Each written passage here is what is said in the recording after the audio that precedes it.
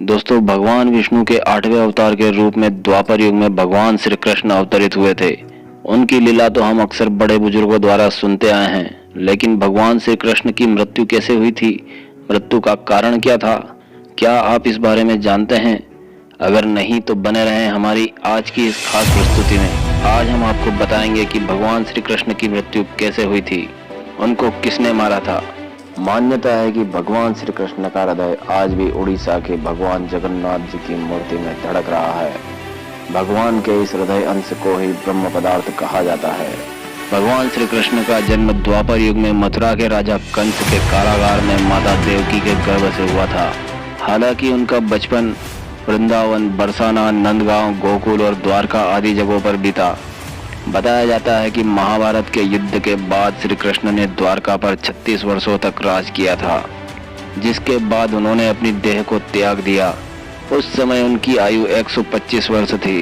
दरअसल उनकी मृत्यु के पीछे की वजह 2 श्राप है। बताया जाता है कि महाभारत के युद्ध के बाद जब दुर्योधन और उसके सभी भाइयों का अंत हो गया तो उनकी माता गांधारी को अत्यधिक क्रोध आया। अपने बेटे के शव पर शोक व्यक्त करते हुए रणभूमि पर गांधारी ने श्री कृष्ण को 36 वर्षों के बाद मृत्यु का श्राप दे दिया था। इस श्राप को सुनकर पांडव चकित रह गए थे, लेकिन श्री कृष्ण ने मुस्कुराते हुए इस अभिशाप को स्वीकार कर लिया। इसके बाद ठीक 36 वर्षों के बाद उनकी मृत्यु हो गई थी। भगवान श्री कृष्ण को दूसरा श्राप उनके ही पुत्र के कारण मिला था। भागवत पुराण में बताया गया है कि एक बार श्री कृष्ण के पुत्र सांब ने शरारत करने की सोची। सांब अपने मित्रों के साथ एक स्त्री का वेश धारण करके ऋषि मुनियों से मिलने गए। स्त्री के वेश में सांब ने ऋषियों से कहा कि वह गर्भवती है। यदुवंश कुमारों की इस शरारत से ऋषियों ने क्रोधित होकर उन्हें श्राप दे दिया कि तुम एक ऐसे लोहे के मुसल को जन्म दोगी जो तुम्हारे पूरे कुल का सर्वनाश कर देगा। श्राप को सुनकर सांब डर गए और उन्होंने तुरंत सारी घटना उग्रसेन को बताई। श्राप से छुटकारा पाने के लिए उग्रसेन ने सांब से कहा कि उस मुसल का चूर्ण बनाकर नदी में प्रवाहित कर दो, जिसके बाद सांब ने वही किया। इसके बाद उग्रसेन ने राज्य में ये आदेश पारित कर दिया कि यादव राज्य में कोई भी किसी प्रकार की नशीली सामग्री का इस्तेमाल, उत्पादन और वितरण नहीं करेगा।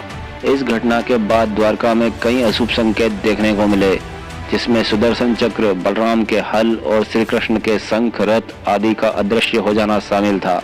धीरे धीरे यहाँ अपराधों और पापों में बढ़ोतरी होने लगी और एक दिन सभी नगरवासी मदिरा के नशे में चूर हो गए और आपस में ही लड़कर मरने लगे। वे सभी अपने पास उगी एरक घास को उखाड़कर एक दूसरे को मारने लगे।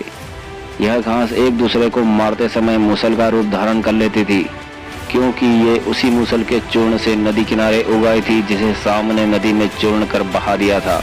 ये वही घास थी। इस तरह सभी आपस में लड़कर मर गए। भागवत पुराण में बताया गया है कि उसी दौरान एक दिन श्री कृष्ण पीपल के पेड़ के नीचे विश्राम कर रहे थे। तब जरा नाम के एक बहेलिये ने भगवान कृष्ण के पैर को हिरण समझकर उन पर तीर से प्रहार कर दिया, जिसके बाद श्री कृष्ण ने अपनी देह त्याग दी और उनकी मृत्यु हो गई। दरअसल इस तीर में भी उसी लोहे के मुसल का अंश था जिसे सांब ने उग्रसेन के कहने पर चूर्ण बनाकर नदी में प्रवाहित कर दिया था। उस मुसल के अंश को जरा नामक बहेलिये ने एक मछली के पेट से प्राप्त किया था और उसका तीर बना लिया था। इस प्रकार ऋषि और गांधारी के श्राप के अनुसार ही समस्त यदुवंशियों का नाश हो गया और भगवान श्री कृष्ण की मृत्यु हो गई। दोस्तों, यह जानकारी अगर आपको अच्छी लगी हो तो वीडियो को लाइक, शेयर करें और चैनल को सब्सक्राइब करें। धन्यवाद। जय श्री कृष्ण।